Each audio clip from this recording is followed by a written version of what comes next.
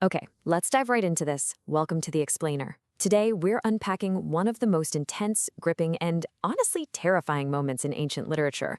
We're looking at the climax of the Sabha Parva from the Mahabharata. But we aren't just reading this as a piece of mythology. We are going to completely break this text down as a timeless, psychological case study in leadership failure, the consequences of unchecked ambition, and the absolute destructive power of willful ignorance. Because this text gives us a literal front-row seat to the exact moment a leader realizes they've made a catastrophic mistake and the wild psychology behind why they let it happen anyway.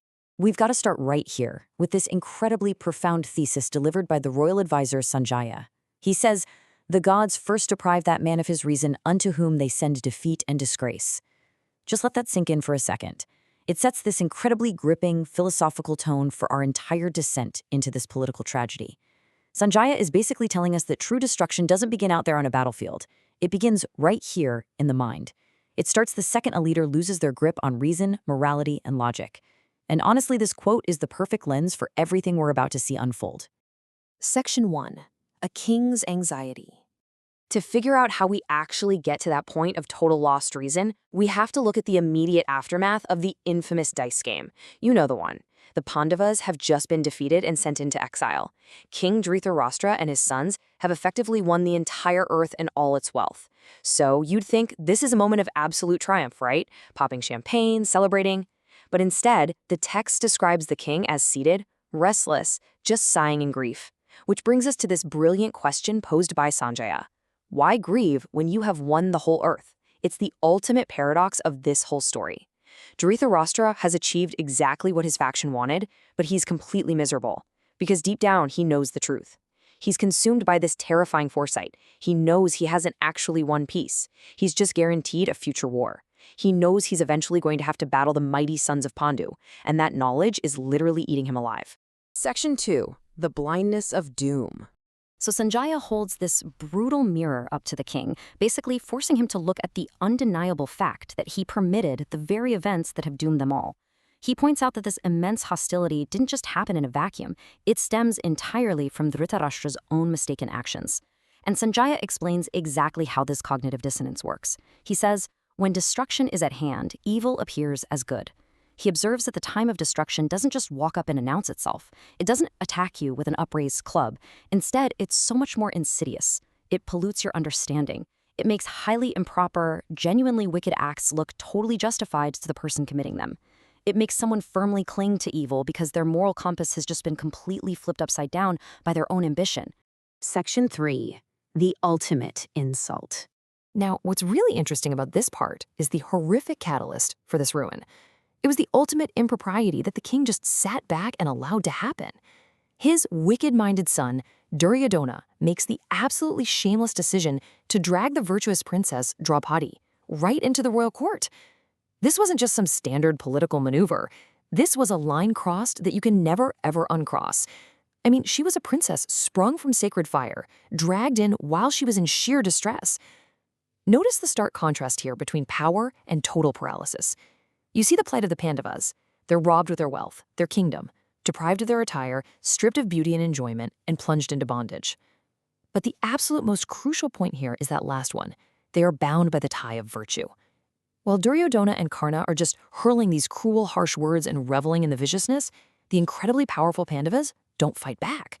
And why? Because they are bound by the strict rules of the dice game and their own ironclad code of honor. They're entirely helpless, not because they lack physical strength, but because they're bound by virtue in a room full of people who have just thrown virtue out the window.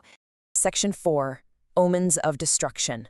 The reaction to this unprecedented insult is, well, explosive. It starts with the king's intense terror that Draupadi's distressed glances could literally consume the entire earth. He's openly wondering if even a single one of his sons is going to survive the karma of what just happened. And we see the very fabric of their society begin to tear apart almost immediately. The human reactions are staggering.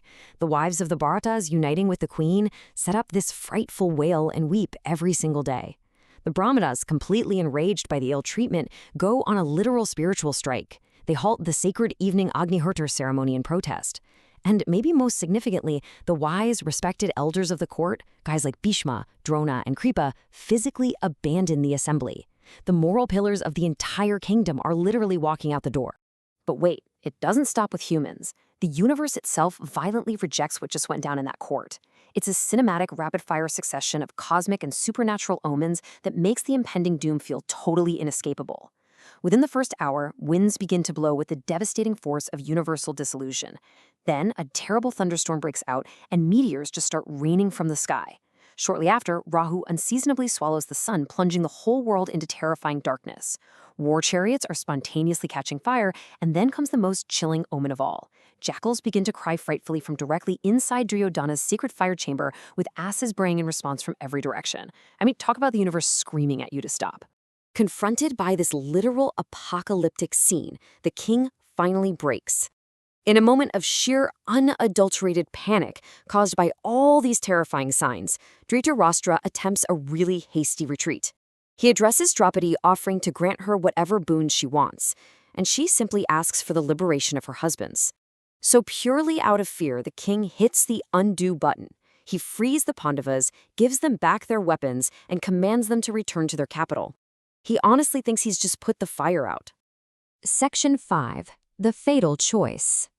But the damage has obviously already been done, and the king is about to face the ultimate test of his leadership.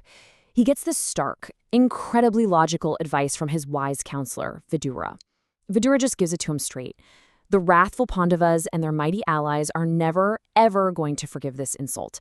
Vidura reminds the king exactly who he is dealing with here. Supported by powerful allies, Arjuna will absolutely come back for vengeance. And the incredibly strong Bhima, who famously slew the mighty King Jarasandha with nothing but his bare arms, will return whirling his mace like the god of death himself. Vidura makes it painfully clear, no one, literally no one, in the king's army will be able to withstand Bhima's force.